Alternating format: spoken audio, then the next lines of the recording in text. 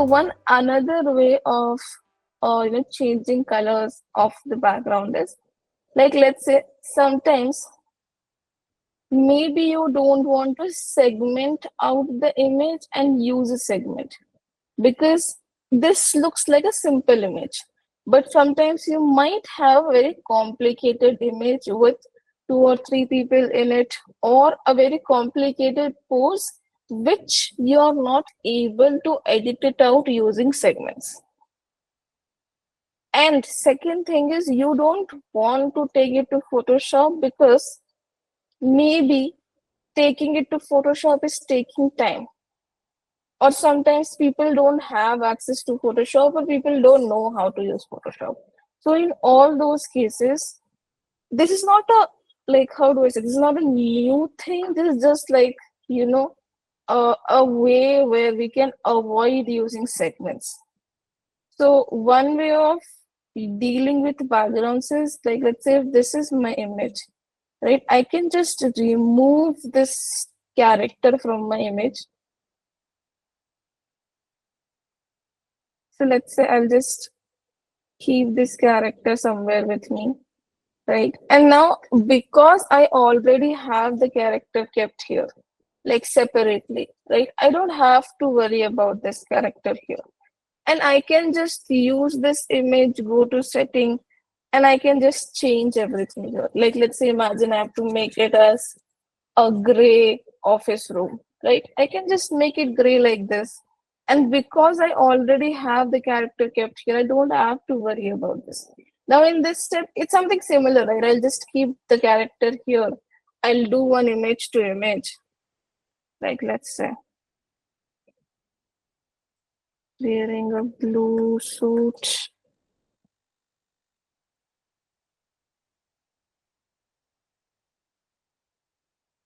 Let's say something like this. Right? I can just do one image to image here, and it will give me a result. Right. So the only thing is, here, because we already had the character kept here, we don't have to worry about using a particular segment. We don't have to worry about painting something. We can just select the entire image, change the color, make it gray, make it white, make it beige, make it any color that you want to make it, and then you can use that color. Now there might be a question that why exactly are we doing this? What is the use of this? Nothing. It's just one another way of doing stuff, because sometimes, see, one thing is, Photoshop takes time. So you can do all this thing, like you can just select this part in Photoshop and make the change in the color, definitely, but taking something to Photoshop takes time. So maybe you might save some time by not taking images to Photoshop. Second thing is, maybe sometimes segments are not working properly. So instead of using a segment, just use remove the background of the character, take the character out, and change the color of the background, and then place it. Now this will help you in cases where there is only image of walls in the background. Now imagine this. Now maybe here there are other things in the background, like let's say there were furnitures in the background, there were sofas or tables in the background, which I don't want to change the color of. Right. But if there was an image where none of these things were there in the background, like there was only one wall, or like let's say it was a close-up shot and only wall was there. In those cases, I don't even have to worry about doing, like let's say doing an image to image. I can just change the color, paint the character once, and I'll be done. Now here I might have to do one image to image because of same thing here, because there are other stuff here, and by doing one image to image I might get the color of these things back fixed, and I need that done because maybe I don't want the sofa, table, and everything in the image to look gray, right? So I need those things to get the color back. But if the same image was something like this, let's say, uh,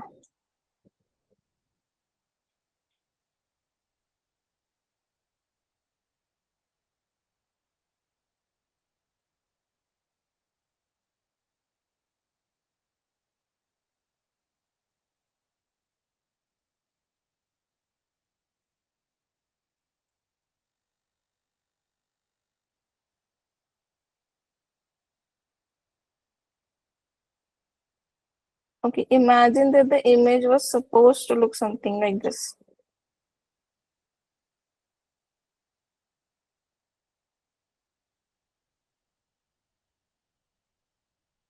Now here I don't even have to worry about getting that image to image done, right? I just have to do one in painting on the character because I have to fix the quality of the character.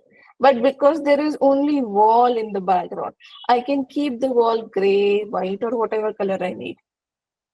Now, same thing in the similar ways, like let's say, like making changes and making it to gray or white again is easier for us because we can just, use the image here, go to settings and use the saturation and make the changes here. But if we have to make it a different color, right? Like let's say imagine we have to keep the color of the wall as yellow, red, something else, a different color, right? So then again, I can play around with, like let's say the hue here, change, try to get the color of the wall to look something like that. But sometimes it's difficult. Sometimes it's difficult to get the exact red color I want for this. So in those cases, like very simply, I can just, make the color. Like, let's say, imagine without. So instead of, like, let's say using the settings, I can just use something like this. Again, same thing, like similar things we are doing. Either we are going to use the paintbrush at lower opacity, like both the ways work, right? Either I'm going to select it, keep the opacity low and do one image to image, like keeping it here. I might do one image to image. Or second way can be either I'll just use something like this, keep it here. Both the ways work. Right. So again, similar thing. If I have something like a close-up, I might not even have to worry about doing an image to image. I can simply just paint the character and keep it like this. Or I can blur the background. Like there are different ways to do it. Right? But sometimes when you feel like segments are not working out, again, you can use this kind of method to change the backgrounds. Now, all these steps are again different ways of doing same things. It's just that sometimes this might not look like the best way to do stuff, so you can use a different way. And these are all like, how do I say, subjective. It's not like only for this particular example I have to do this. It's something like I cannot define that, for these examples this method will be best, for these examples this method will be best. It's something, again, your understanding, you're making the image. I cannot define that which method will work best. It'll be something like, okay, let me use this one, but why after using this one I'm feeling like, okay, this is not coming well, so let me try and use this method, maybe this will work best. Or again, similar same thing that there are 8 different ways here, like I said yesterday. And maybe some of you might feel like all the methods work well for me. Some of you might feel like I'm not going to use half of them, only half of them felt good for me. Some of you might feel like none of them worked for me. That is fine. I am here to explain different ways that some or the other day I might have used, or some other people might have used. It might help you, it might not help you. Again, depends on you. Right? So, anyways, let's move. So, okay. So, this was one way. Either you're gonna just remove the character, and when you have, a background with gray or white kind of color, it's easier for us to just use the setting and change it. Or you can use the paintbrush and use blending modes, or keep the opacity low to change different color. Now these are 2 different ways. Either you're going to remove the background and fix the color of the background, either you're going to remove the background and use blend modes. Same thing. Right. So let me just keep this here. Now this is an important or a good example. Let me try and show you. Yeah. So like let's say something like this is a good example. So we had a image here, right? Our initial image was, yeah, this was our initial image.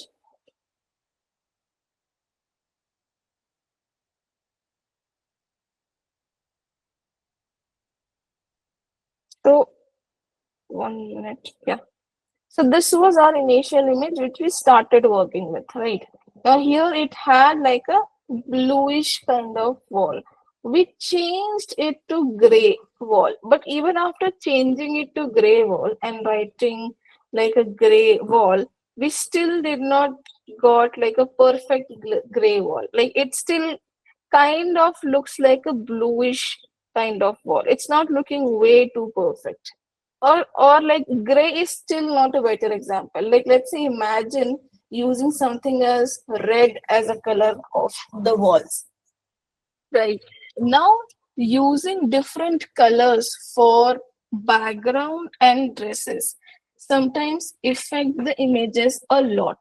Like even after, imagine that either my wall color is red and the color of the dress is white, then if I just do an image to image, maybe because of the color of the wall, my color of the dress will get affected. Like even though the dress was supposed to be white, because I wrote in the prompts that that's a white dress and a red room, the color of the dress also might come as a red or pink or something like that tone. So the color of the wall might get bleed into the color of the dress.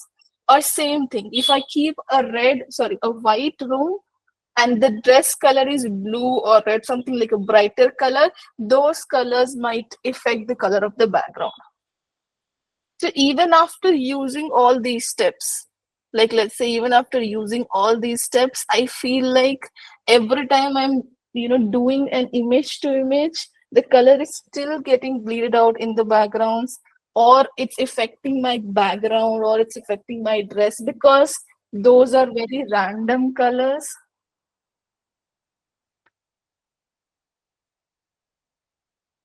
Because those are very random colors or very different colors. One is very bright colored, one is very light color, and because of all those things, you know like the dress and the backgrounds are not going together, right? So in those cases, especially, like take an example of red and white, keep the background white and keep the color of the dress red, or keep the background white and color of the dress as green. Right, someone is wearing a green t-shirt and it's supposed to stand in a white room. Now you will definitely never get a white room, no matter what you do here. Like no matter which method you follow to fix the color, every time you will do one image to image, again the color of the wall will become greenish. So in those cases where you feel like none of these methods are working after I use one image to image, again there is one good way of solving this. So imagine this. Now let's say I have to make this color of the wall red or anything, right? I can just remove the character from here. Like let's say I can just remove the character out, keep it with me somewhere, right? And then I have this image left, right? So what I'll do here is I'll just remove this character from this image.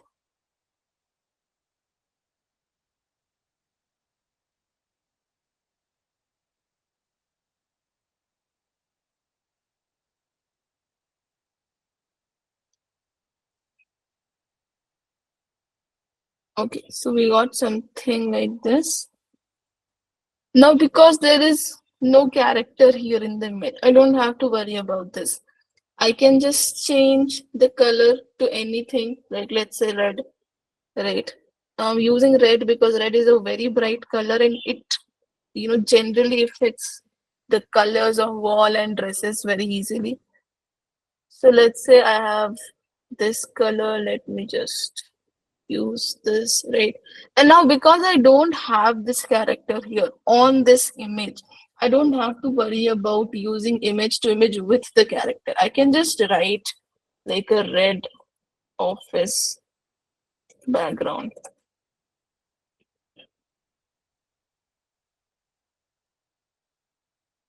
And now because the character is not here and we are just using one single color in while using image to image, like we're just writing red as the color, it will not affect the background. Like I will get a red walls here without making the red look like blue, because if I use it with the, like, let's say blue here, maybe there are chances that the red might not look like a bright red. It might get few like color tones of blue. It might look bluish. We might not even get a perfect red. Or second scenario can be, maybe we will get a red room, but this color, blue color, might get affected because of the red in the background. So now we are not dealing with any of those things. We'll just get a red color wall here very easily, and then we can just place this person here. And now while in painting as well, now we are not going to do one image to image here, because again we know that these are two very different colors and it's affecting my images. So let me just in paint it. Like I'll not do image to image. I have individually done image to image for the background.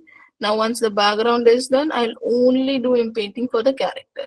Now while in painting for the character, I'll not mention red as the color. I'll only select the character, right, wearing a blue dress or whatever my prompt was, and I'll in paint it. So now in this case, none of the red is getting affected, so it will give me a bright blue here, or it will just make the character look like the character, will not affect the dresses and everything, and I'll get a perfect image. Perfect. So this is one way of solving your problem. Now, these are the seven, let's say, main ways of fixing color problems. There are different ways. We'll talk about it tomorrow. There are more ways in this part, but these are the seven different ways by which we can generally, change colors of the background or fix colors of the background when we don't have to fix anything else in the background, and our only concern is fixing colors. Now here we are not talking about removing, adding this or that, or consistency of the background. We are only talking about getting the right colors here. Right, so if I have to only worry about getting the right shades in the background or right colors in the background, these can be seven different ways to fix that. Now there is one more way which I will tell you, but most probably don't try to use it. Now why I'm saying this is because it is a complicated way of fixing things. It requires lot of effort, plus it requires lot of understanding. So one different way of making images can be, you can have separate backgrounds with you kept. So you can pre-generate your backgrounds and keep it with you, and then use those in your images. But try not to use this process a lot. Reason number one is, it takes a lot of time and lot of efforts to make an image using this method. Because imagine if you have to make 30 images, you have to use this background. First of all, using one single background in the entire 30 images is again wrong. You cannot use the same view in all the 30 images. You have to have different views, which is difficult to get. Like I cannot generate, one background in different views consistently. It will be very, very difficult for me. So first of all, if you are using something like this, now I'll tell you when you can use this later. But if you are using something like this, make sure that you have plenty of camera angles. You have like 5, 6 different camera angles of the same room. And it should be the same room. Like nothing in that room can be changed. Not the color, not the furniture, nothing. It should be the same room. It should look same, and you should have different camera angles, because it will not work if you got the character in different camera angles but your background is looking same. So you have to have at least 5, 6 different camera angles of the same room. And by camera angles, I mean it should be one with a front view shot, one with a side angle shot, one with a low camera angle, top camera angle. You should have like different angles to work with, which is again very difficult task. Second reason why I'm not suggesting people to use this is because imagine even if you got different views, let's say, and somehow you got different camera angles or different views of the same room or same background.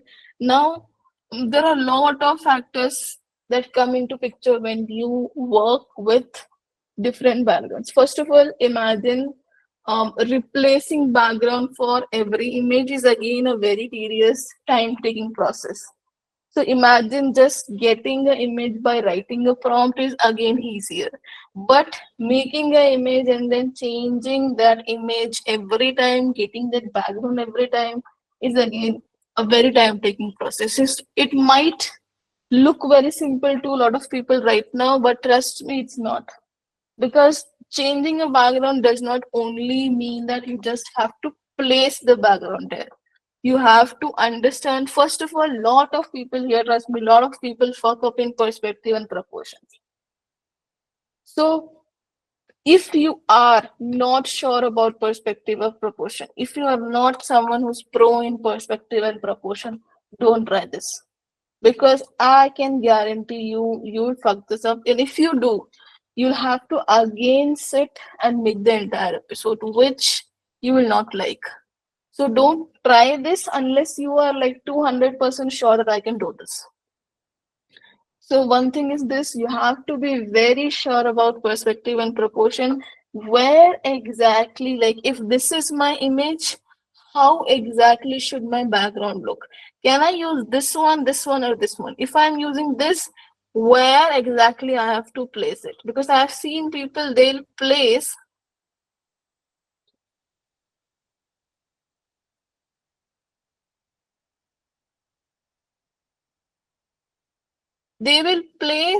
any random thing anywhere. Like they'll not even worry about where exactly I'm making the character place. Like I've seen people, they'll place it like this.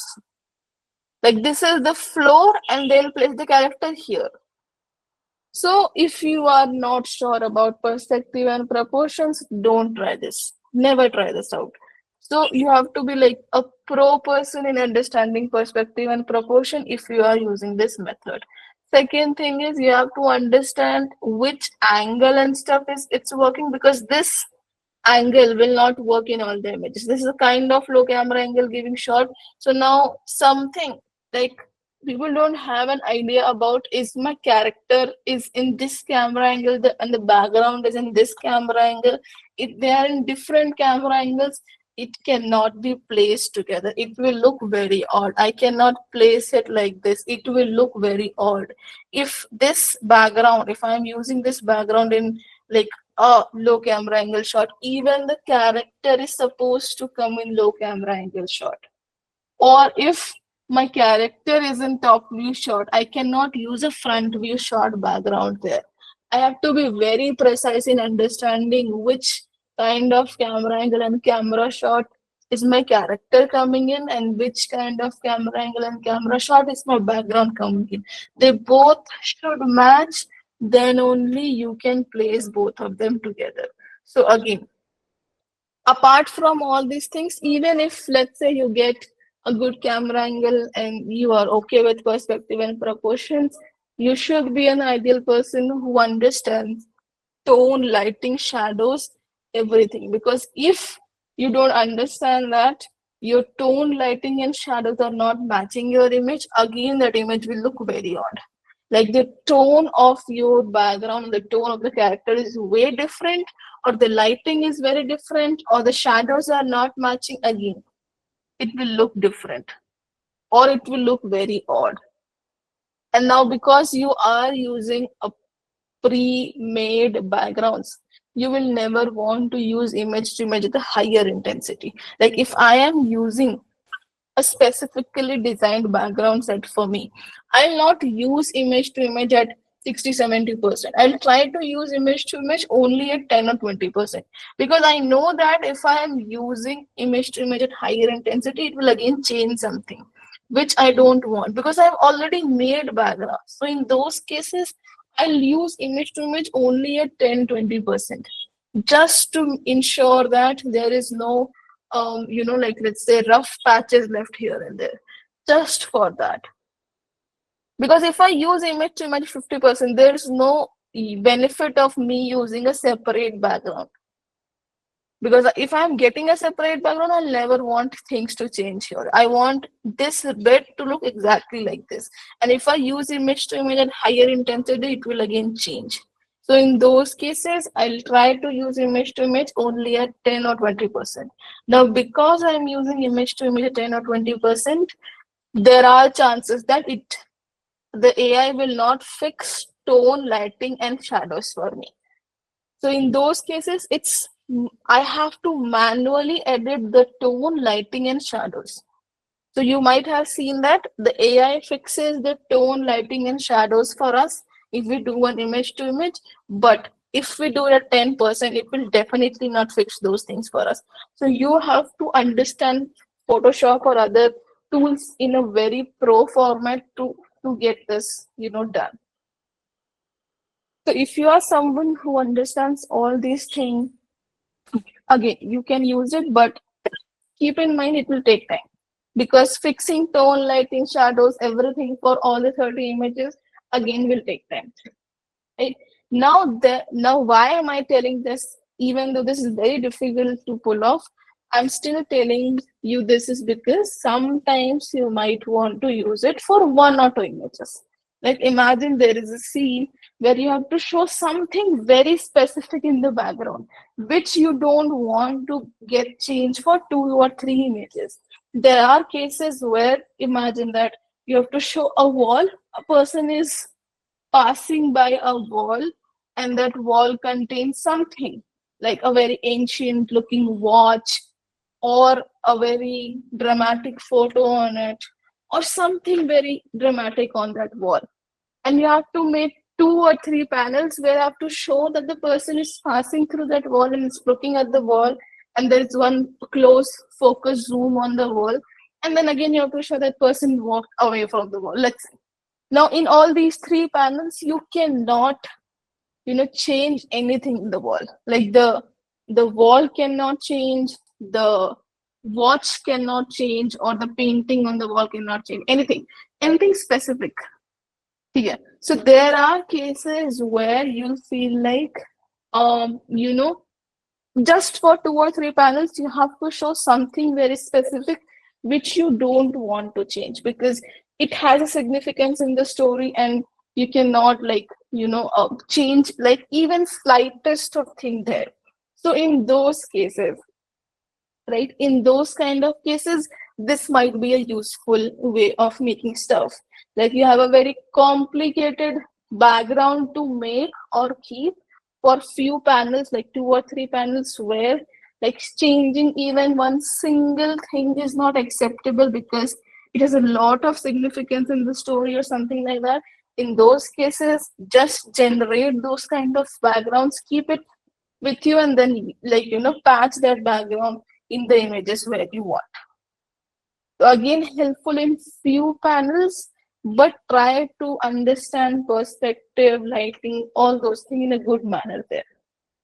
We went across a lot of things to understand how to change colors of the background, and there is a very long list in background. I just have 4 points here. There's a list containing 10 to 11 points.